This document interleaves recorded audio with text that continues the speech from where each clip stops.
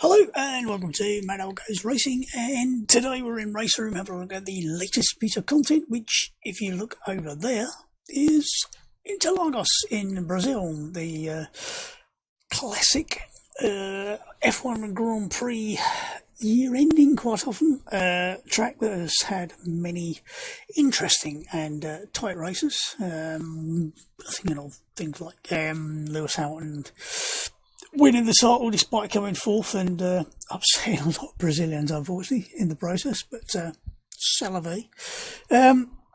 It's does it actually tell you how long it is? I think it's 2.7 miles, but I will just check if I can find 4,309 metres. That's not very helpful if you want it in miles, is it? 2.7 miles, if I remember rightly. First muted in 1928, didn't get built until 1940 due to depression, and not that sort of depression, the depression.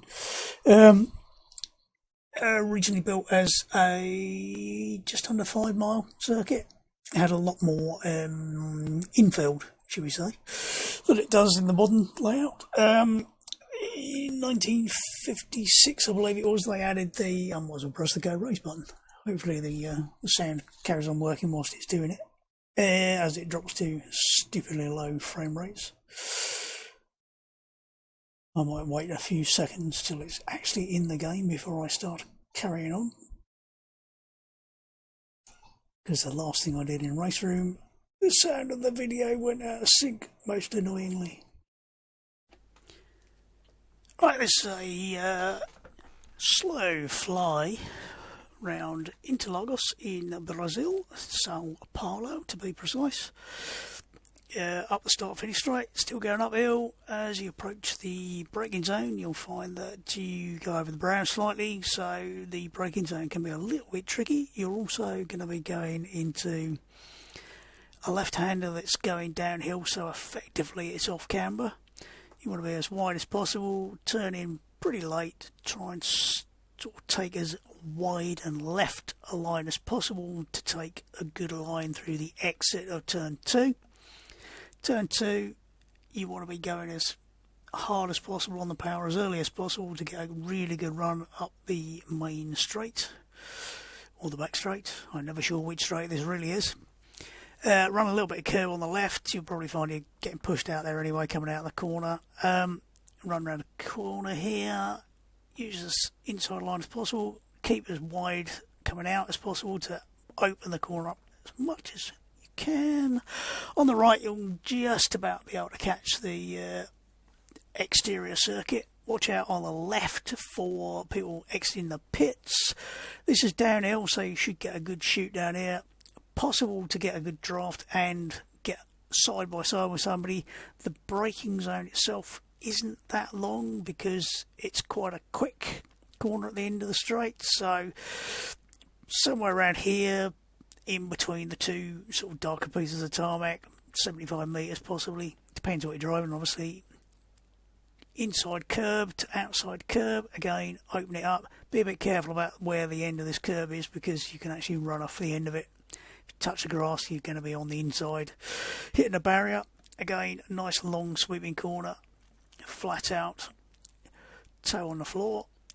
Up here, uphill, over a slight brow, and that brow will cause you to find it quite difficult to spot the first apex. This is effectively a double apex, coming from as far left as you can. Clip this. That's not a sausage, so you can run it. Again, that's not a sausage, the yellow it. Again, double apex, run wide, use as wide an arc as you can. You can brake on the curb on the outside, it's not too serrated. This is reasonably cambered, but you're going to have to try and take it a bit tight to get a wider arc into this corner. Again, nicely cambered on the inside. Don't run wide because the camber drops off, effectively flattens out. So if you've got the car nicely loaded and run wide, you're suddenly going to find yourself loose in the front and potentially the back. Try and straighten this as much as possible because otherwise you end up with a slightly curved braking zone potentially, which will end up locking the inside wheel. Tightest corner on the course, if I remember, and you can use the camber there. Try and keep nice and tight. Get over to the right again. accelerate all the way through this corner. It should be an acceleration zone all the way through here. Use the curb on the inside, the curb on the outside. Straighten the corner out as much as possible. You can run quite a bit of curb on the outside. You can actually run past the curb. If you look, you'll notice that there's some sort of concrete with the little cutouts in it on the inside there.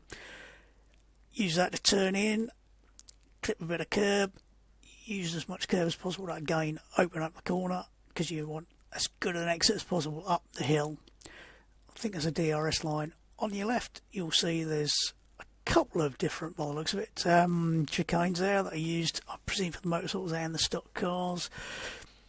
Up the hill, flattens out a bit, really good drafting opportunity up here. You want to be trying to draft people and slingshot your way past them, because it is one of the best, along with a back straight, one of the better opportunities to overtake. The rest of the course is realistically not great. It's all a bit nadry. I believe that's been proven several times over the years, as various people have held people off and annoyed the crap out of them around Brazil. So up here again, over the start finish line, and that's the end of your lap. Depending upon what you're running, won't take you very long. Yeah, 1940 it was built. 1956 they added the bit between, I think it was turn 4 and one of the later near the end turns, to make the oval around the outside, which is just, call it an oval, it's nowhere near oval, but just under 2 miles. The current layout was circa 1990 and has basically been unchanged, except for the addition of a small chicane at the start of the start-finish straight, which is not very straight, which is used by the Brazilian stock cars, if I remember rightly. There's also one of the infield corners has got like an inside cut to it. I don't know what that's used for, whether it's used for some of the bike races or something. If you wanted to play with, the other thing that's changed, of course, is the pit entry and exit has been moved all over the place over the years. But if you want to do the sort of older layout, and you'd have to play with MS1 or MS2. Like I said, there's only the one layout here. Now I'm going to do an F3 car, and I'll talk around a slowish lap, and then we'll try and do a fastish lap. Oh. Should I turn all that crap off? Do we need any of that? Yeah, sod it. Might turn my sound down a bit. Oh, this is a very quiet car. Right, interesting pit exit. Be careful coming out of here. It's quite tight, so if you're trying to take your dressing gown off, be careful. He knows who I'm talking to.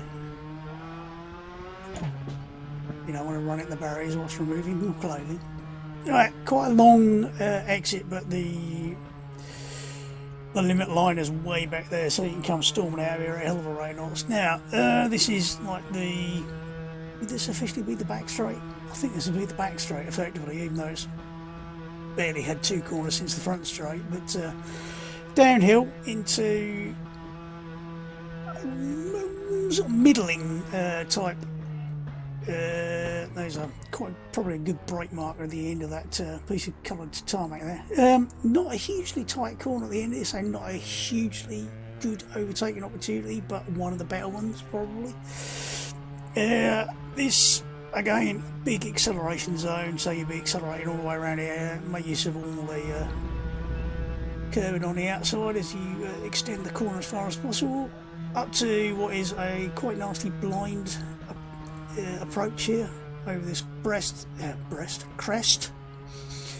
I wouldn't mind driving over breasts personally, but it was a crest, I'm afraid, or a brow. I think I mixed up a brow and a crest, so I ended up with a breast. So I have made a tit of myself. So again, you want to, on the exit of that, you want to use as much curb as possible. Very tight infield section. That's not the tightest of the 2 infield corners, but it is leads into this. It's reasonably well cambered on the inside. If you're on the outside, you might find it's a bit flatter and you've struggled to get around the outside of somebody. Another short little shoot into here. Short braking zone, slightly downhill if you're and off camber if you're not careful. you will, oops, didn't really want to go into neutral, you will find yourself struggling to not lock the inside front wheel there if you're not careful, because you're going around a very slight bend all the way in. This is where yet another acceleration zone all the way down through the corner. Don't run too much curb because some cars don't like it, but you should be alright with that. Going to use on the exit curb, around about the 50 mark, should be alright to brake there. Inside curb to plenty of outside curb, and then up the hill and up here. This doesn't have any DRS zones or anything. I presume that's the DRS line, but oh, this over here is actually the as we're going past it, that's the chicane that I use for the stock car Brazil, and I think the bikes use it as well. So, but this doesn't. So that will be the alternate layout, if you like. Pit entry, very quick. You're basically doing almost flat out. I think they've changed the like little chicane in there a couple of times over the years, so can be a little bit of a pain in the arse to get into. I think it's not as tight as it was, or have they tightened it? I can't remember which way they went, but this is a tricky little braking zone. You're coming up a hill, all the way up the straight is uphill, so you do need to get a really good exit. But here you want to be as far right as you can, and then probably turn in a bit late so that you get a good line through the first part of the corner, and be as open as possible through the second part, because the second part is the bit where you're in an acceleration zone all the way down the back straight there. So we'll go a little bit faster. Right, make use of all the track. Watch out for people exiting the pits, obviously. Here, like I said, I don't know how well you can actually see that colour bit. It's probably not the best brake marker, actually. Somewhere around 70 metres should be alright for that. Use all the curb. Again, like I said, this is fairly difficult to see up here, so loads up really, really well. Use all the road. And you need to brake a little bit earlier than that. Trouble is, if you go wide on that, you really do screw yourself to try and get around this corner. And again here, trying to decide where to brake can be a bit of a pain, and this is a very tight corner. And again, you're going effectively into right left there.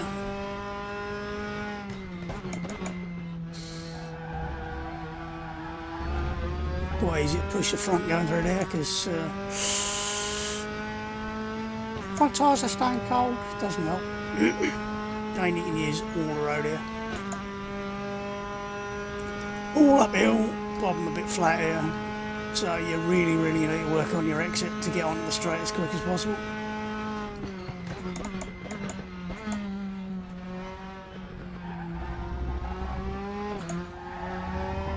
Watch out for pushing through the turn 2 onto the inside on that side.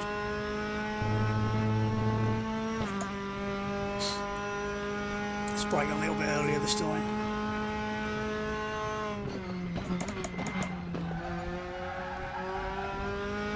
Good speed through there. You have to be a bit careful on the exit. The curb stops quite abruptly and you end up on the grass instead. So, but again, this has got a nasty little approach, but you can carry good speed through it. And there is no sausage, even though it looks like you should have one on the inside there. It's just a sort of yellow piece of curb disguised to look like a sausage, but it isn't one. So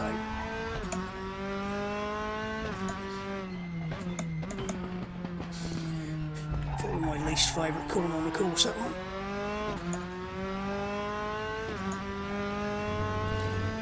In terms of modelling, I'll probably do a bit of a voiceover of the sort of fly through bit, but it's all really nice. I don't know if it's my imagination, but the trees all look a really dark colour, strangely enough. Less green, almost really dark. So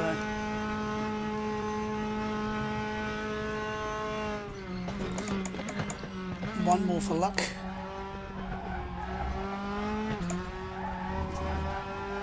Like I said, careful.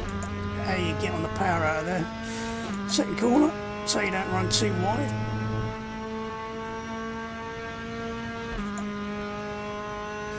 I don't know if they model the atmospheric conditions in Raceroom, because obviously we're quite high up Brazil, all the way in a bit on a high plateau,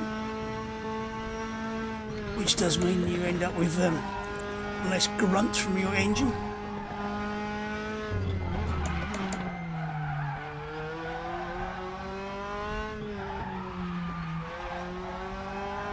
Try a little bit later apex to try and get through. Straight line that way. Try and drag the brake all the way to the apex to see if that will help get the front end to tuck in. I'll either do that or I'll lock the front wheels up, so.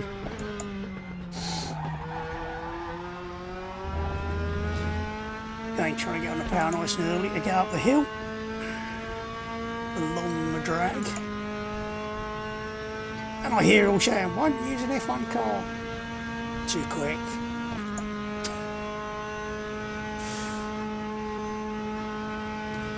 And there you have a couple of 3 laps. I'll just go over it, and this is where the outside perimeter track, as it was called, the exterior, whatever, went. So shot around there and down and around, horrendously fast.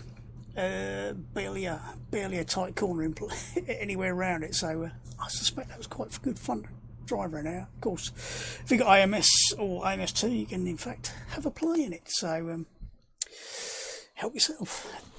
All in, nice looking circuit, well modelled. I'm sure it'll be a fan favourite, and everybody will be clamouring to have a few laps around it over the next week or two until everybody finds the next great thing to be playing. But yeah, nice circuit. Always liked driving around it in Interlagos.